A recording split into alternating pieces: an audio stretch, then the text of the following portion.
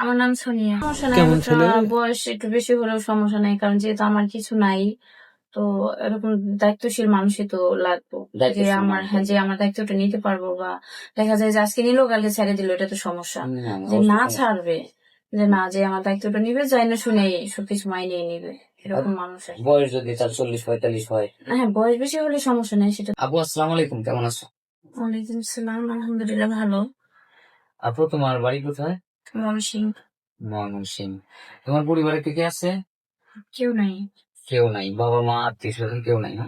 না, নানুর বাড়ি বড় হয়েছে। নানুর বাড়িতে বড় হয়েছে। হ্যাঁ। মানে কত বছর বয়সে তোমার বাবা মা মারা যায়? তোমার বয়স তখন কত? আমার না, আমি দেখি নাই। দেখে নিয়ে বলতে ওই সময় হয়তো হ্যাঁ, তোমার ছোট মনে নেই। ছিলাম। খুব ছোট, হয়তো কথা শেখো না এরকম। জি। বাবা মা কি একসাথে মারা যায় না কিছুদিন আগ পাশ? এক পাস। কতদিন তাতে?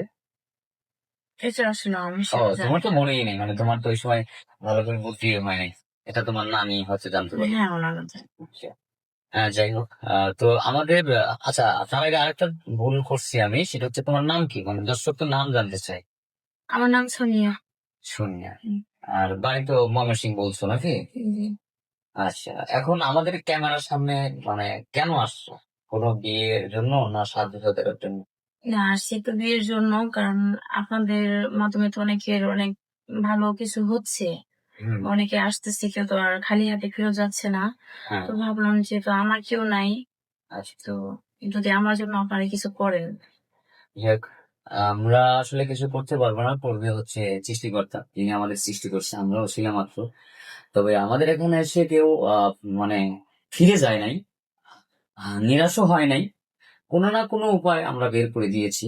যাই হোক, আমরা চেষ্টা আছি বা চেষ্টা করব, যেহেতু আমাদের কাছে আসছো, নিরাশ হবে না। তো আমরা ভিডিওটা পাবলিক করার পরেই অনেকেই নক দিবে। তো তোমাকে পাবে কিভাবে?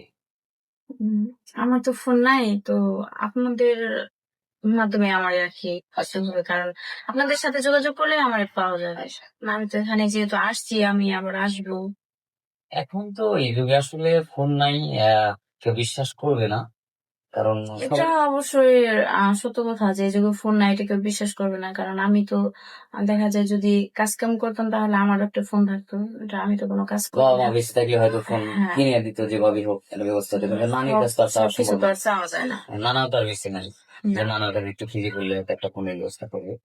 যাই হোক, এখন তোমার লাইফে কাউকে হচ্ছে চাচ্ছ, এটা মানে তোমার জন্য পারফেক্ট, মানে কেমন ছেলে প্রয়োজন?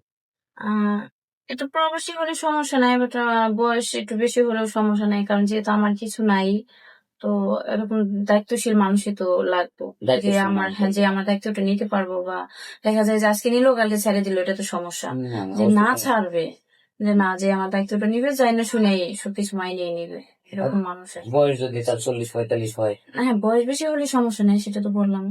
ছেলেটা যদি কালো হয়, সমস্যা আনস্মার্ট, নাই, হ্যাঁ। ছেলে কালো হলে সমস্যা কি? আনস্মার্ট হলে সমস্যা নেই। না, না, যাই এটা হোক, সমস্যা নেই। আমরা অবশ্যই মন ভালো লাগবে যাতে আমার বুঝে গেছে, যেহেতু আমার আপনজন নাই।